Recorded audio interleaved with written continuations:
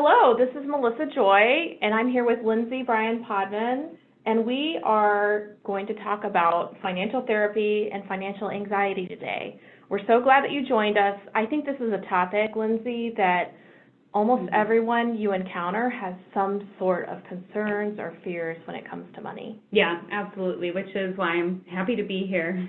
Well, just to get a little bit of housework out of the way first, we will provide our disclosures, and then diving right in, again, I mentioned I'm Melissa Joy. I'm a certified financial planner, so I think about things starting with the technical side of money and then try to integrate that into a person's whole life. I think it's really fun that I'm able today to sit down with one of the first financial therapists here in the country, and definitely one of the first in Michigan. So Lindsay, can you tell me a little bit about your background and how you work with people? Yeah, absolutely. So as you mentioned, I am one of 50 financial therapists in the country. Wow. And I started out, I kind of found this field organically and by accident at the same time. So my background is in social work, and I had been a traditional therapist for years and years, specializing in depression and anxiety, and no surprise, money continued to come up when I was working with my depression and anxiety cases. And in my own time, I had an interest in personal finance and wanted to find a way to bridge the gap with the clients in the room. And the way that I found to do that was through financial therapy. So I got certified in financial social work, and I'm in the process of gathering my hours for the financial therapy certificate. And that's how I got here. And one theme that continued to come up was financial anxiety, worrying that people weren't doing their money the right way, or that they were going to run out, or that they weren't smart enough to know how to manage their money. And so I ended up writing a book on it.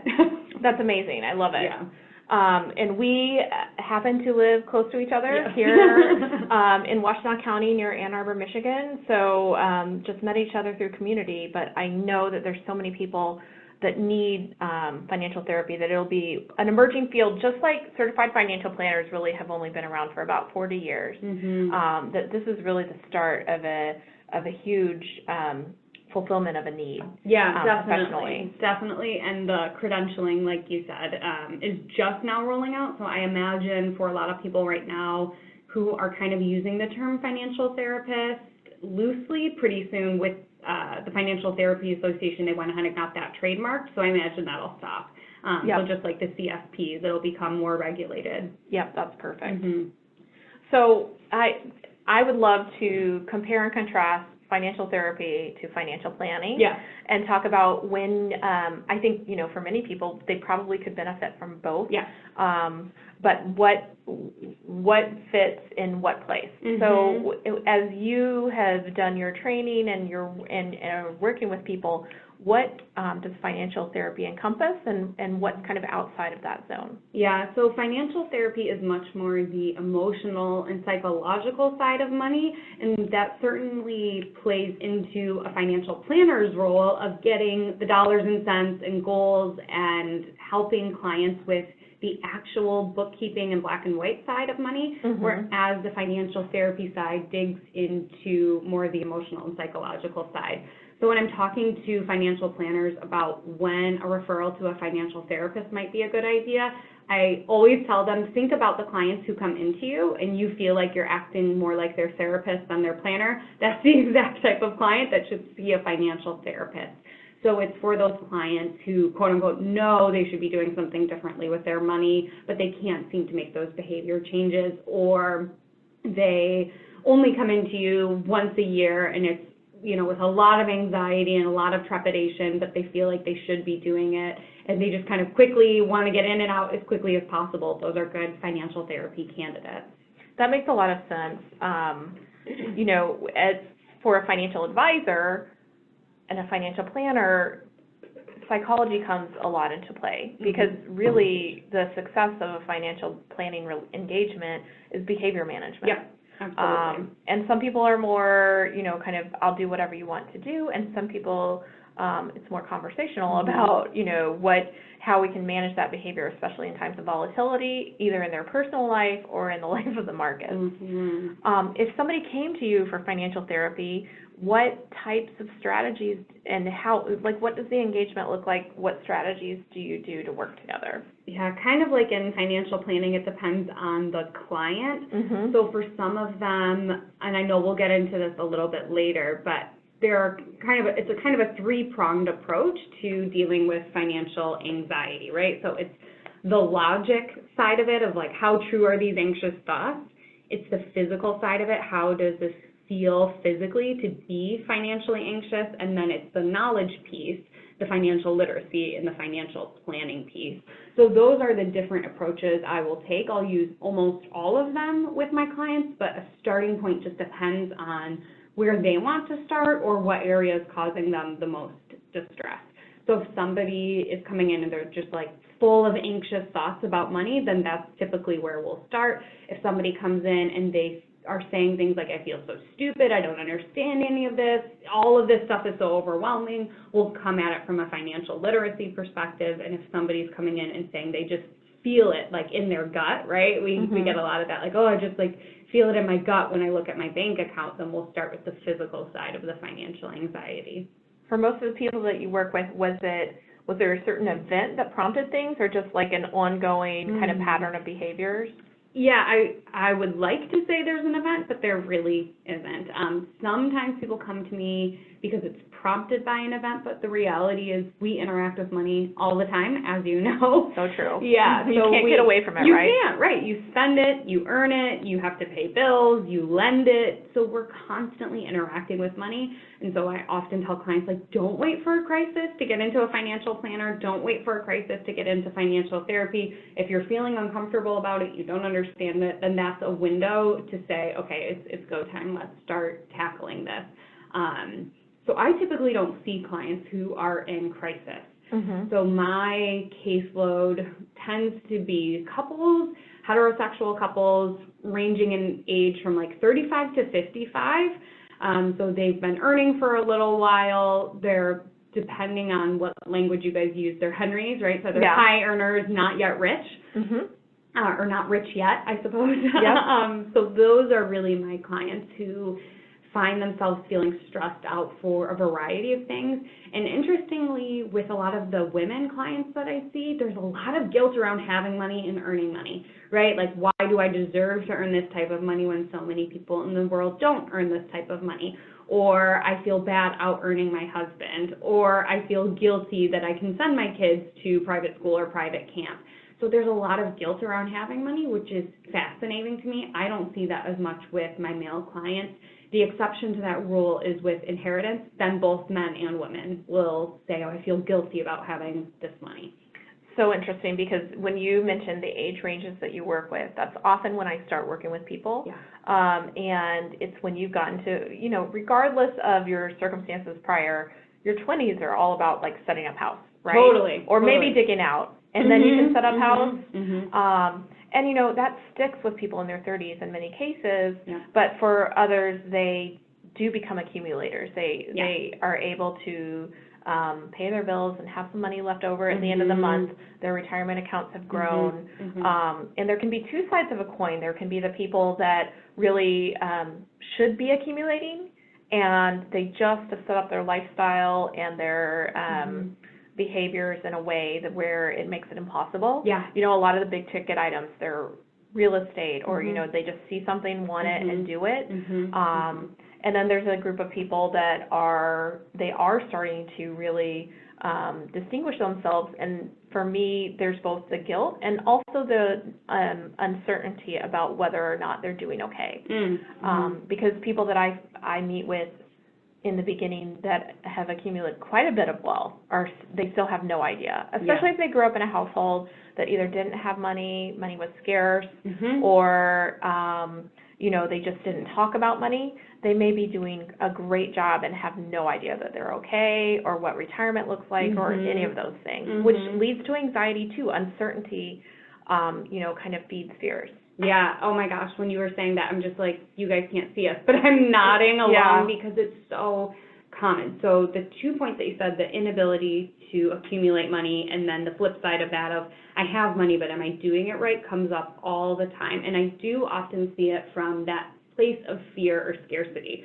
So for that inability to accumulate, that couple or that client that I see, I usually ask them why that money seems to not be able to stay in their bank account. Like, what do you think it is? What is, like, if you had to pick one thing that, like, money just keeps going out the window towards, you ask that why, right, 3 to 5 times until you get to the root of what it is. And what I find with a lot of my clients is this fear of, or this fixed mindset of, as kids or as a teen or in my household, the money always disappeared. Mm-hmm. So what is the point? The money is going to run out anyway, so I'm just going to spend it.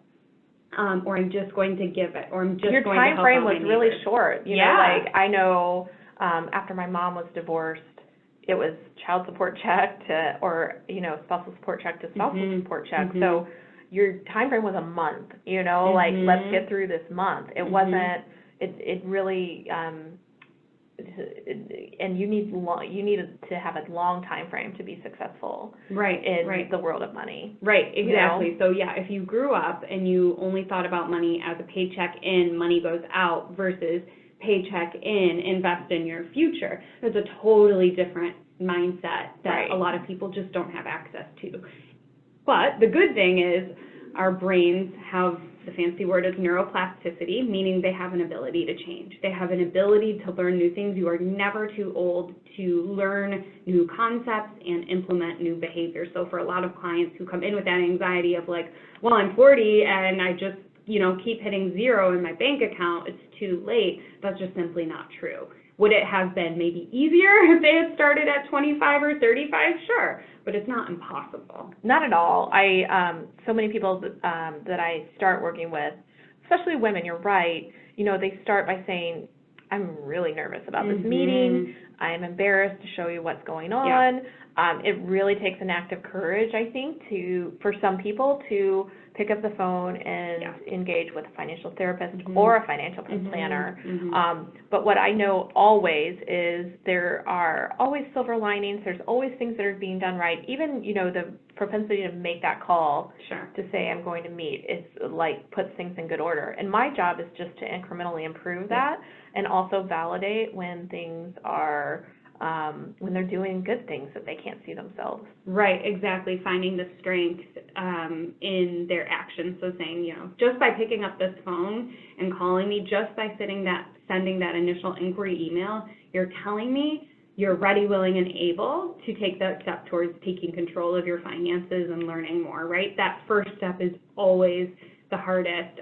There's a statistic for therapists that clients who are seeking a therapist will spend 9 months kind of going back to that same therapist's website or revisiting other therapists' websites before they make that call. And I don't know what that number is in financial planning, but I wouldn't be surprised if it was close, of people waiting, you know, almost a year. Hovering. Yes, exactly. Well, to put it in perspective, I've probably got a list of 40 people who have said, I'm interested. Yeah. You know, like they haven't signed on the dotted line, but they said, oh, this is interesting. I'm going to come someday. Yep. And the reality is, if you are in that group for either of us, while you're hovering, there's missed opportunities. Yeah. And I don't want to, like, you know, not too much pressure, but you know, for me, time is everything. Right. The more time you have to plan and make decisions, the more you can kind of have the compounding benefit of good financial choices. Yeah, exactly. So there's never a perfect time. It's never like, and I know, you know, we all suffer from a lack of resource of time. But for me, and I'm sure for you, Lindsay, time is, we know that people are busy, so you don't have to set aside 3 months in order to do work. We fit it in with your life. So. And I also think about that time piece of investing now financially and emotionally means that you will get that time back in the future, right? The more you can kind of carve out time and space for it right now. So if you're listening to this, you know, YouTube audio cast right now, take that as a sign that it's a time. You know, you found this video for a reason. You found this audio for a reason. You gave 30 minutes of your time. Exactly. You've already done it. So take that as that sign and use that momentum to take action steps. Well, before we get into some actionable ways to reduce financial anxiety, Can you describe, I once had a financial planner, one of the pioneers in the profession, who told me that a financial planner can be a bridge between a man and a woman or partners in a relationship. Yeah. Because everyone comes in with a different perspective, Right. a different backpack of experiences and you know, the way that they think about money. And I know for many relationships, including my own, you know, you're not always on the same page. You have different, you know, kind of hot buttons and different ways you want to make decisions. So you have really focused on working with partners, couples, heterosexual couples in particular. Can you describe more about why that is and what you think, what's going on there? Yeah, absolutely. So again, that one kind of happened organically when I hung my financial therapy shingle up. I was happy to take whomever came in, and I thought that it would be pretty narrow anyway, and that was not the case. But one group that kept coming in was individuals who were partnered, meaning it would be a wife who came in who was married, but her husband would never come in, or something like that. And really quickly I learned it's not just about one person or the other, it's about the couple, so I need to see both people. So I created a rule for all new clients. If you want financial therapy services and you're married or in a serious partnership, you both have to come in. Otherwise, the financial therapy just won't work. So I didn't anticipate that I'd be moving in the couple direction, but you just articulated the reason why so beautifully, because we all come in with our own baggage, with our own values, with our own interpretations of what money means and what security is and what scarcity is, and we apply that to our money. And when you have a relationship, when you have a partnership, you have to talk about it, and you have to talk about it pretty frequently. That's not to scare anybody that, again, you need to be talking about it all the time, but I typically work with my couples and I say, first we have to talk about money once a week, then we can talk about it once a month, then we can talk about it once a quarter, but at first we really have to get comfortable digging in. And particularly, Melissa, as you hinted at, I work with heterosexual couples with breadwinning women. So statistically, about a third, just under 29% of heterosexual couples who are married, 29% of them have breadwinning women. And as progressive as we like to imagine that we are, the reality is so many of us internalize a lot of messaging about what a woman's role is in a marriage, and that shows up. So I have so many women who will say to me that they'll slide their husband the credit card at dinner, right? So it looks like he's paid. Or they will kind of overcorrect at home by picking up additional chores because they feel bad for being gone 50 hours a week working. So there's a lot of baggage there that comes in. And on the male partner side, a lot of them don't want to admit that they feel emasculated, that they aren't the breadwinner or that they aren't the sole income provider. And so we have to work through a lot of that. So that has been so fun for me to work through and work with my clients on that. And it really allows me to pull from my social work background and that social justice background with two people in a room. Yeah, that's fascinating. I have seen those interactions with whether it's peers and couples or clients. So it's a big deal because it's not an area where cultural norms have been established. So for example, household help. If you're working 50 hours a week, you may feel uncomfortable based on what the norms are in your community. And that gets into how you're going to use your time. That gets into a variety of things, and also a lot of friction and a lot of feelings of not being enough. I think it's important for the financial planner to also have that perspective and to be looking into not just the dollars and cents, but how is that working for people's lives. So I like to spend a lot of time hearing how my clients are doing, not in a, not as a therapist, but as someone who knows that will be instructive, and I need to be open-minded to what I can encourage them to do with their money in order to alleviate some of the challenges of a busy, hectic life. So that's great. So I want to make sure that our listeners are able to walk away with some strategies that will be helpful to them. I always tell people when they talk about their own financial anxiety, or they may not articulate that they are feeling that stress, but I just hear it in the way they talk about our engagement. I like to say that there is no balance sheet where you are exempt. So people, you know, whether they have $100,000 or $10 million, I have heard financial anxiety from people. So how do you, as a, you know, trained professional, go about coaching people to reduce their anxiety? Yeah, so I mentioned earlier, there's kind of these three different approaches, right? It's logic, it's physical, and then it's knowledge. So the logic piece really works with those anxious thoughts. So those thoughts of, I'll never learn how to manage my money, right? That's a pretty anxious thought. Or, like a script. Yeah, exactly. Or what if I make a mistake, right? And so what we do is we take that thought. So what do I do if I make a mistake? And that's playing over and over again, and it's preventing a person from opening their Roth IRA, or it's preventing them from asking for a raise, whatever it might be doing that's showing up. So we take that thought. What if you make a mistake? Okay, let's take a look at that logically. What is the worst thing that happens, right? And we go down that rabbit hole. And then we go, okay, what are the odds that that is actually going to happen? That you asking for a raise in your worst case scenario means not only does your boss not give you the raise, but she actually points out all the things you've been doing wrong and you get fired instead, right? What are the odds of that actually happening? Oh, well, when I hear you say it, actually that sounds pretty ridiculous. Yep, okay. So let's take that question again. What if you do make that mistake? Okay, well, if I make that mistake when I go in to ask my boss for a raise and I stumble over my words or I'm not fully prepared, the worst thing that happens is I say, you know what, in 30 days, I'll email her again and ask her for another appointment and I'll be more prepared.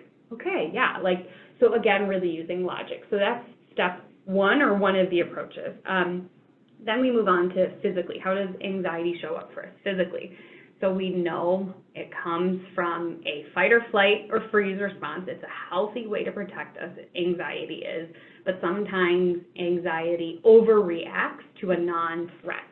So the types of things that we might feel physically in our body, and I'll just start from the head and kind of move our way down, is like feeling dizzy or a headache, or feeling tension in our jaw, or feeling like our throat is closing, or feeling like we can't breathe, or we got butterflies in our stomach, and we go, okay, what can we do to just ground ourselves? And that's when we tune into like mindfulness 101. And I will literally have my clients like play I Spy in the room. So I'm sitting here with Melissa and I'm looking around the room and I'm going, okay, I can see a lamp, I can see a window, I can see some bookends, I can see a phone, and I can see my pen. So I'll like list out the 5 things and breathe, right? So it takes us out of that panic and forces us to just look around at where we are. And that helps to kind of physiologically quiet that anxiety. So that's the physical side. And then the knowledge side, that's where somebody like Melissa really comes into play, and it's that financial literacy and financial planning piece. And some of this can certainly be done on your own, and some of this it's better to get a professional. But in traditional therapy, we call it psychoeducation, providing a client with education on their mental illness or their mental health. And I kind of do that again with financial literacy. So we go, okay, what are the basics of money coming in and money going out? What are the basics of a retirement account? I'm not a planner. I'm not an advisor. I'm never doing that with my clients, but can I help them with definitions? Yes, and so that's what we do. That totally makes sense. Yeah. I've actually had somebody during a moment of personal crisis go through the what's the worst case scenario strategy. Right. And it was very, very powerful. So it was something out of my control, but it actually was likely that, you know, the thing I was concerned about would happen. But then we went through the exercise of, okay, so it happens. Right, exactly. Are you okay? Yeah. And it was like, yes. And actually it gave me a lot of control over my approach, over my, and it helped me to, you know, validate standing up for myself. Yeah, absolutely. So that was a huge deal. Yeah. And when you were commenting on the physical reactions and the exercises you can use, you know, it's been 10 years since we've had a really awful market for a prolonged period of time. And every, year, in most years, you have at least a 10% decline. Last year it was 20%. But when you have a prolonged financial decline, it's very physically demanding. You can hear it in your clients' voices. You can, as a financial professional myself, I hear it. It's in me as well. So the next time we have that prolonged downturn, I really want to use these types of descriptions. Right. I think that you need to first, of course, there's some of that education component, educating about what happens when markets decline and that, they recover and how long it usually takes. Sure. But the first thing is, take care of yourself. Give yourself, validate that your fears are, real and valid, because so many people, the first reaction of a planner is to just say, no, that's not realistic. First validate, and even, just kind of give yourself a hug or, hug your loved ones. Because if you start from that, with that, the logic and the physical, then you can receive the education. Otherwise, you can't. Right, exactly. If you're anxious and overwhelmed, any knowledge that you are seeking from a financial planner or from a therapist is going to go, not even going to go in one ear and out the other, it's just not going to go in at all. Right, because you haven't kind of addressed the parts of the brain that need to be taken care of first. Yeah, absolutely.